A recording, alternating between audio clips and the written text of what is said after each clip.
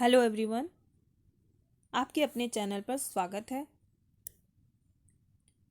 इस वीडियो में हम 6 क्लास की एनसीईआरटी स्टार्ट कर रहे हैं और इसका टॉपिक है हिस्ट्री। क्योंकि जीएस में आपको सिविल सर्विसेज के लिए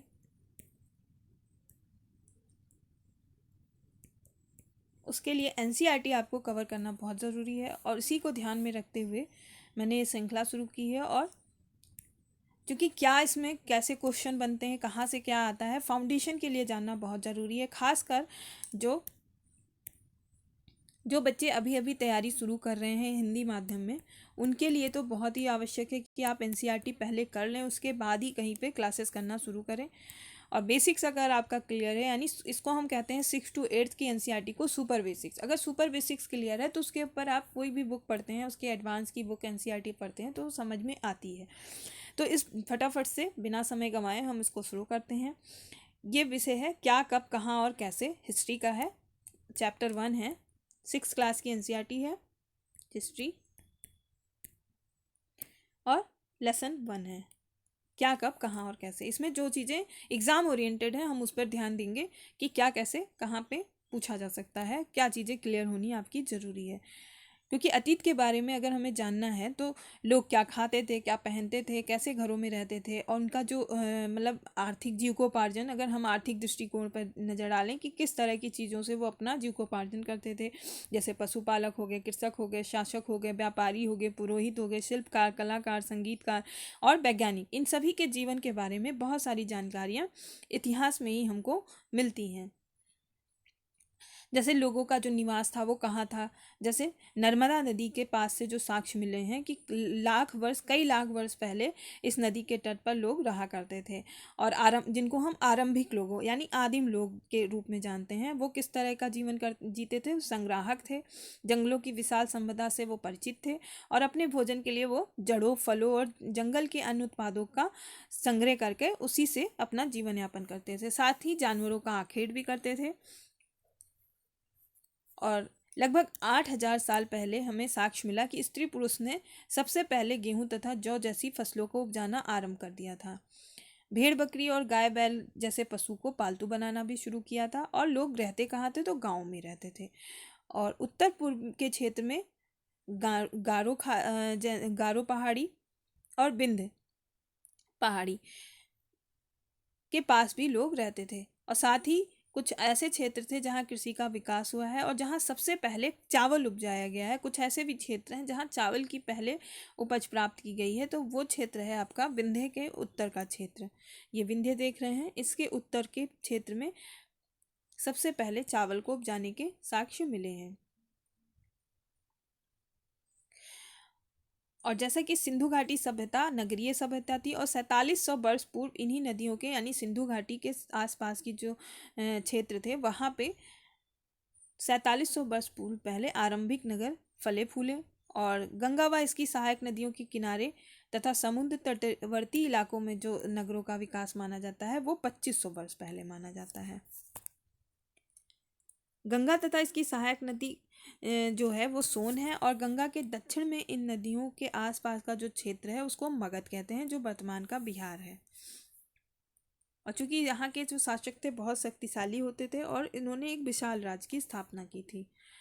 लोगों ने सदैव उपमहाद्वीप के एक हिस्से से दूसरे हिस्से में यात्रा भी की और दुर्गम पहाड़ियों, रेगिस्तान, नदियों आदि को पार भी किया। यानी संसाधन सीमित होते हुए भी लोग यात्रा पे जाते थे, चीज़ों को खोज में जाते थे। प्राकृतिक आपदाओं के कारण एक स्थान से दूसरे स्थान जाने के साक्ष्य मिले हैं। साथ ही दूसरे क्षेत्र पर विजय के लिए और व्यापार के लिए, इन सभी कामों से लोगों की यात्रा के साक्ष्य मिले हैं। और साथ ही धार्मिक गुरुओं द्वारा शिक्षा और सलाह देने के लिए वो एक गांव से दूसरे गांव, एक कस्बे से दूसरे कस्बे जाने के भी साक्ष्य मिले हैं।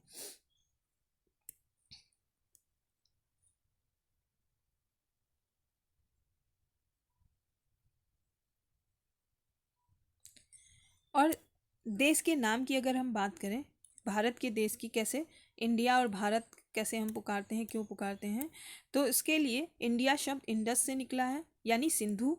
सिंधु संस्कृत का शब्द है।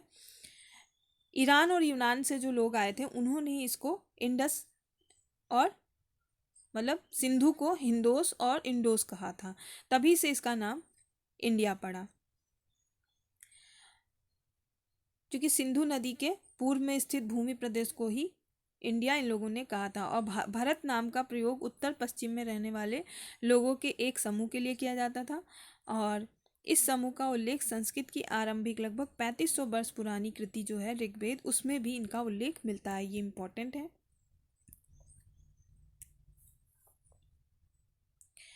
पहले जो लेख लिखे जाते थे कुछ चीज़ों के, जैसे कुछ चीज़ें रेखांकित करने के लिए लिखी जाती थी चीज़ें, जैसे आपको धार्मिक चीज़ें हो गई या कुछ शिक्षाप्रद चीज़ें हो गई, तो उसको पांडुलिपि कहा गया है, जो कि क्योंकि हाथ से लिखी जाती, जिसको लैटिन में मैन्युस्क्रिप्ट कहते हैं। और ये पांडुलिपियाँ प्रायः किस पे लिखी जाती थी? ताड़पत्रों पे लिखी जाती थी, और साथ ही भोजपत्र पे लिखी जाती थी। कुछ पत्ते ऐसे होते हैं भुर्ज नामक पेड़ से जो प्राप्त होते हैं, उसको हम भोजपत्र कहते हैं। हालांकि इनको संरक्षित रखना थोड़ा मुश्किल होता था, क्योंकि इसको कीड़े मकोड़े खा जाया करते थे, लेकिन फिर भी मंदिरों में और कई जगहों पे इसको संरक्षित किया जाता था। विहारों में, जैसे जहाँ बौद्ध भिक्षु रहते थे वहाँ पे, मंदिरों में। और इन पुस्तकों में धार्मिक मान्यताओं व व्यवहारों, राजाओं के जीवन, औषधियों तथा विज्ञान आदि से संबंधित विषयों की चर्चा भी मिलती है। और भारत में तो महाकाव्य, कविताएं तथा नाटक भी इसके द्वारा इस पर लिखे जाते थे। भाषा किस तरह की यूज की जाती थी? तो संस्कृत या प्राकृत, तमिल, ये सारी भाषाएं मिली हैं इन पांडुलिपियों पर से। साथ ही अभिलेखों का भी उल्लेख है, जिसके द्वारा राजा शासक अपना जो भी मंतव्य होता था वो उस पर उत्कीर्ण करवाता था, ताकि जनता तक वो आदेश पास करवा सके। और भी चीज़ें जो थी उसके द्वारा किए गए कार्यों को भी उस पर उत्कीर्ण करवाया जाता था। ये अभिलेख आप देख सकते हैं इस पर। ये जो अभिलेख है ये अफगानिस्तान के कंधार से प्राप्त हुआ अभिलेख है। अशोक नामक शासक के आदेश पर उत्कीर्ण करवाया गया था। और इसमें जो लिपियाँ प्राप्त हुई हैं उसमें यूनानी तथा अरामाइक, ये इम्पॉर्टेंट है कि अफगानिस्तान के कांधार से जो अभिलेख अशोक के प्राप्त हुए हैं उस पर किस लिपि का प्रयोग हुआ है? तो यूनानी तथा अरामाइक।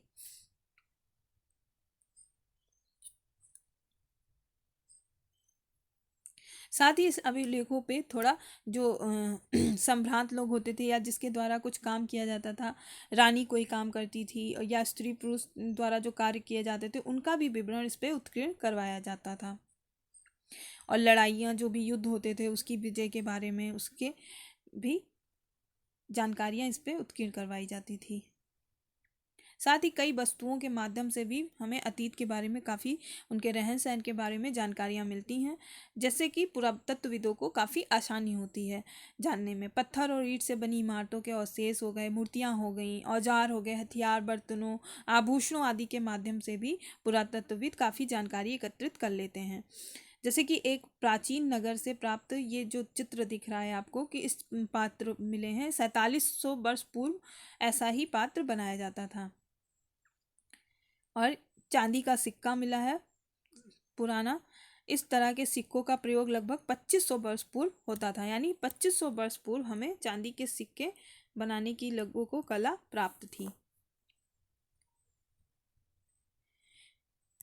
हालांकि आज जो प्राप्त सिक्के हैं उससे काफ़ी इसकी संरचना जो भिन्न थी।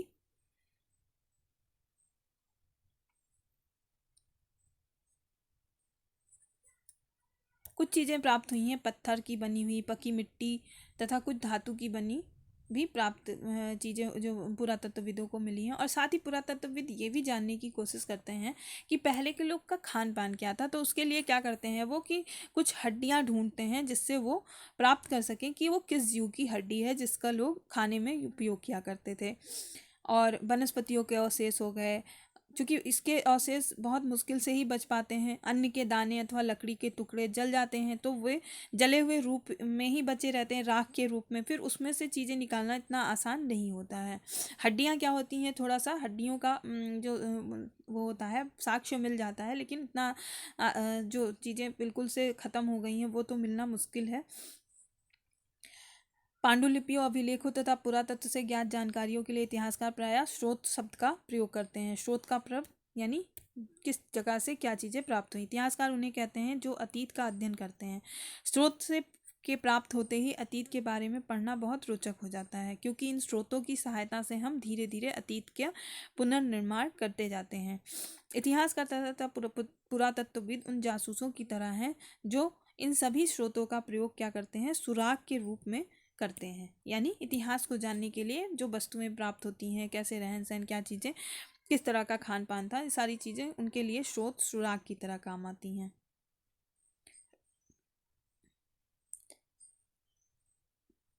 जैसे कि इस टॉपिक में ही क्या, कब, कैसे, कहाँ क्या चीज़ें मिली, कैसा जीवन काल था, कैसे लोग रहते थे, राजा रानी अगर थे तो उनका जीवन कैसा होता था, आम जनजीवन कैसा था। तो हर जगह के व्यवहार, रीति रिवाज अलग पाए जाते थे। कृषक अपनी तरह से जीते थे, पशुपालक अपनी तरह से, राजा रानी अपनी तरह से, उनका भी जो रहन सहन था वो काफ़ी डिफरेंट था। जैसे कि अगर हम अंडमान द्वीप के अधिकांश लोगों को देखें तो वो संग्राहक थे, भोजन मछलियाँ पकड़कर, शिकार कर कर, फल फूल इकट्ठे कर कर जीते थे। वहीं नगर में लोग जो रहते थे वो, उनके लिए खाद्यापूर्ति की एक पूरी श्रृंखला चलती थी। और शासक का भी भेदभाव जो आम जनजीवन से काफ़ी उसका अंतर था। नेक्स्ट है इसी में तिथियों का, तिथि ये इंपॉर्टेंट टॉपिक है। तिथि कैसे गणना करते हैं तिथियों को, कि मान लीजिए दिन, तारीख, माह, वर्ष कैसे गणना की जाएगी, इसके बारे में एक मानक होना चाहिए कि पूरे इंटरनेशनल लेवल पे अगर कोई घटना हम बात कर रहे हैं तो सभी के समझ में आने चाहिए कि हाँ ये घटना 2000 वर्ष पहले, 2500 वर्ष पहले, 2500 वर्ष बाद या कब हुई है। तो इसके लिए ये बनाया गया है कि वर्ष की गणना जो की जाती है वो ईसाई धर्म प्रवर्तक ईसा मसीह के जन्म की तिथि से की जाती है। अतः 2000 वर्ष कहने का मतलब होता है ईसा मसीह के जन्म के 2000 वर्ष के बाद से है। और ईसा मसीह के जन्म के पूर्व की सभी तिथियां ईसा पूर्व कही जाती हैं। और 2000 को अपना आरंभिक बिंदु मानते हुए वर्तमान से पूर्व की तिथियों का उल्लेख इसमें किया गया है। जैसे हम अक्सर यूज करते हैं BC, इसको हम कहते हैं बिफोर क्राइस्ट, ईसा के पूर्व, यानी ईसा के जन्म से पूर्व का जो समय काल है। AD यूज करते हैं, इसका मतलब होता है एनो डोमिनी, ये लैटिन शब्दों से बना है, यानी ईसा मसीह के जन्म के वर्ष से है। और AD की जगह अब CE यूज होता है, यानी कॉमन एरा जो चल रहा है। और BC मतलब होता है, BCE मतलब होता है कि बिफोर कॉमन एरा।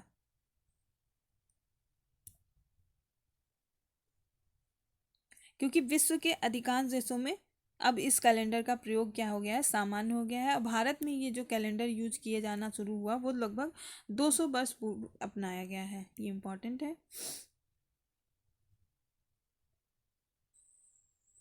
कभी कभी BP अक्षरों का प्रयोग होता है जिसका मतलब होता है बिफोर प्रेजेंट, वर्तमान से पहले।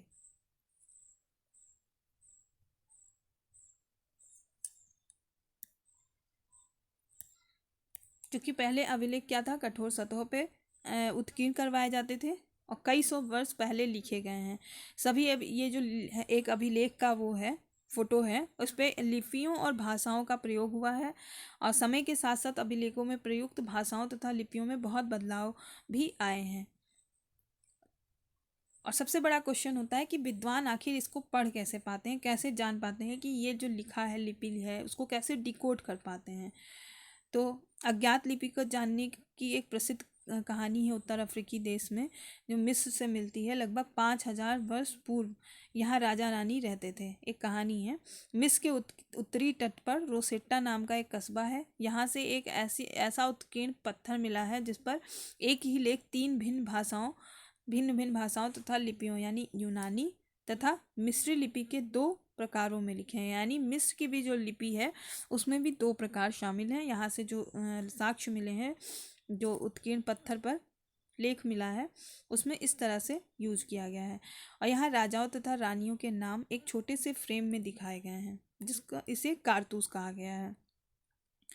यूनानी तथा मिस्री संकेतों को अगल बगल रखते हुए मिस्री अक्षरों की समानार्थक ध्वनियों से पहचान इसकी की गई है। बाकी इसमें कुछ खास नहीं है, बाकी हो गया इतना जो आने लायक था वो मैंने बता दिया है क्वेश्चन। साथ ही कृषि का आरंभ का अगर समय काल पूछे तो 8,000 वर्ष पूर्व। सिंधु सभ्यता के प्रथम नगर की खोज कब से प्राप्त हुई तो 4700 वर्ष पूर्व इसके साक्ष्य मिले हैं। गंगा घाटी के नगर मगध का बड़ा राज्य कब इसका साक्ष्य है 2500 वर्ष पूर्व। ये था इम्पोर्टेंट फैक्ट। आई होप आपको वीडियो समझ में आया होगा। और चूंकि एनसीईआरटी बहुत ही इम्पॉर्टेंट है करना, अगर आपका नींव मजबूत है तभी आप किसी भी एग्ज़ाम के लिए अपने आप को मजबूत पाते हैं। फैक्ट्स एंड फिगर भी आपके तैयार होने चाहिए। रटना भी ज़रूरी है, समझना भी ज़रूरी है, दोनों हथियार आपके पास होने चाहिए। और इसी तरह अगर आपको और चैप्टर पे वीडियो चाहिए तो प्लीज़ हमें कमेंट के बताएं, ताकि हमारा भी मनोबल बढ़ता है कि आपको चीज़ें अगर समझ में आ रही हैं तब हम उस पर मेहनत करें, अदरवाइज हम दूसरे दिशा में बढ़ें। तो चैनल को सब्सक्राइब कर लीजिए, लाइक कर दीजिए और शेयर ज़रूर करिए। साथ ही जो भी बच्चे तैयारी करना चाहते हैं और आप अगर आपका लेवल एक्स्ट्रा हो चुका है, नेक्स्ट लेवल पे आप पहुंच चुके हैं, तब भी आप इसको स्पीड में करके इस वीडियो को देखकर आप फैक्ट्स एंड फिगर का रिवीजन कर सकते हैं। तब तक अपना ध्यान रखिए। नेक्स्ट वीडियो में जल्दी मिलते हैं। जय हिंद, जय भारत।